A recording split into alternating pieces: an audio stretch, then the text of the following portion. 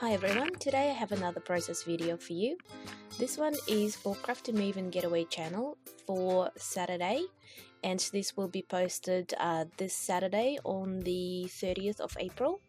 You've just seen the inspiration piece and a page from Wilna that I will be scraplifting. So first I have prepped my page with clear gesso. You could have used white gesso, but I just liked to see the actual cardstock underneath rather than the smooth texture of white gesso. So I have put clear gesso on the page first, and then I have used my gelatos. I've decided to use gelatos. These are pastel colors. They just reminded me of the colors in the inspiration piece, and they actually turned out a lot brighter than I thought they would be, but I just went with it. I do like bright colors, so I've just decided not to water it down anymore, and left it on the page as a bit of a background. And then I've dabbed off some things with the paper towel on the side just to smooth out the edges, and then I've just also dabbed it with the paper towel on the actual page as well, so that it creates a bit of a texture.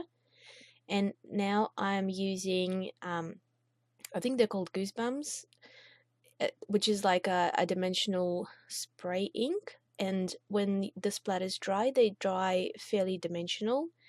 It does take a little while to dry, and you do need to shake it up a fair bit so that you get pigment mixed in with the like with the liquid.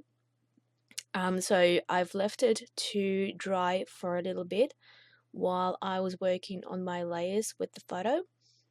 So as per the Scraplift page from Wilna, I have decided to do a similar grid pattern background, obviously using different colors, but these colors I have picked to match the inspiration piece, or some of them matched and some are a little bit brighter.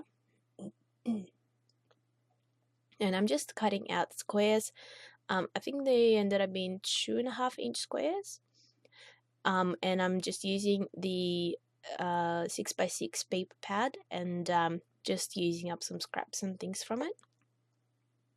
Matting this photo on the diagonal stripe. I really like matting photos on the stripe paper. It just because the pattern is small, you can still see the pattern, but it just adds a little bit of interest to the mat as opposed to matting it on a more of a solid type of a pattern. So just grabbing some papers, some leftovers, and just doing some layers, tearing one of the edges on the side instead of cutting it straight, just to add a bit of interest. And now I'm ready to start gluing the layers down. One thing you need to keep in mind is, because the background is now textured and actually wasn't quite dry yet either, you do need to make sure that you're using a fairly strong glue or a strong tape so that it actually stays on there, otherwise it will come off. So I've had these little squares laid out before how I wanted them, and then once I started placing them onto the paper, I decided that arrangement wasn't going to work. I wanted to sort of not have the same color on the same color background, so that blue square, I didn't want to have it on the blue gelato color. So I have moved it up a bit, and then I just rearranged everything where I thought it looked better. And basically now I'm going to grab some embellishments that I have picked out, and looking for a title or some words to put on the page out of the new packs of like those words that I've got the other day.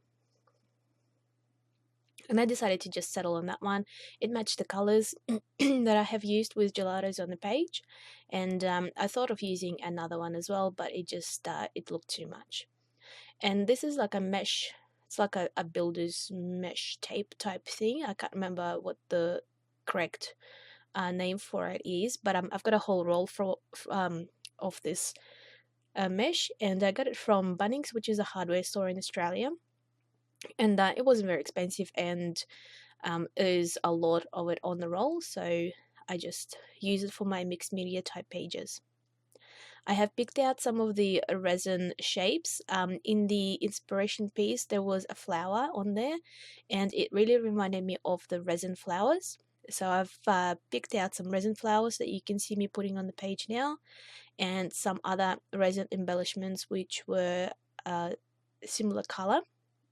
This big yellow resin flower, I really liked how it looked, but it's really dimensional, and I just think it will take up like half of the thickness of an album, so I had to take it off and replace it with a smaller one.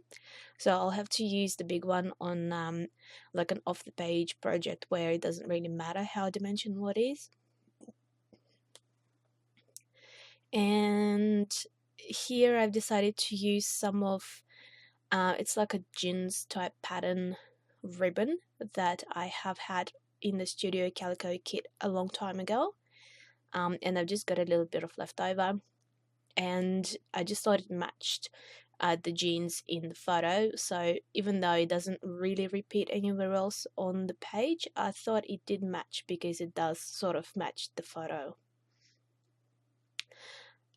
Just trying to find a few more embellishments. These large hearts I have punched out from some leftover papers when I was finished with a paper pad, and that's one thing you can do with your leftovers. Just punch out some shapes and put it in a bowl next to your desk or something like that, and then you can just pick out of it the shapes that you don't have to then think about what you want to punch out, and it's just ready there for you to grab and use. Just continuing with picking out some stickers from the new Amy Tan collection and sticking some of those resin embellishments. With the resin embellishments, I like to use a stronger glue like Glossy Accents, or in my case, it's called it's like a crystal glaze or something like that. It's the same thing as Glossy Accents. It's just by Sakura, and it does the same job. It's also a dimensional liquid adhesive, and it holds like larger and heavier embellishments really well.